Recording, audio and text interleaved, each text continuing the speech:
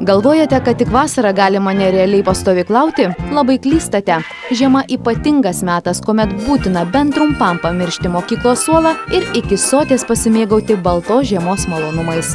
Tad visi išsiilgę tikros žiemos linksmybių kviečiami į vaikų žiemos stovyklą Čičirija Nerealieji, kaimo turizmo sodyboje ant ežero kranto. Įvairiausios rungtys ir žaidimai lauke, sniego karai, vaikinų ir merginų kovos kas ką nugalės, karšta pirtis ir ledinis ežero vanduo. Tikras malonumas Čičirijos Nerealiesiems.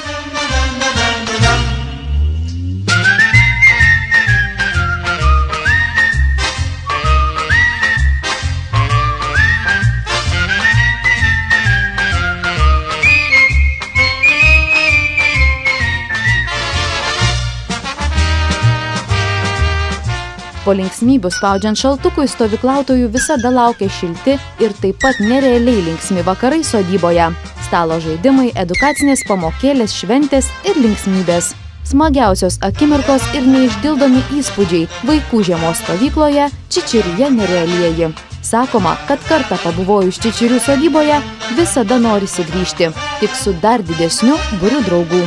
Prie linksmos nerealiųjų kompanijos visada gali prisijungti ir tu.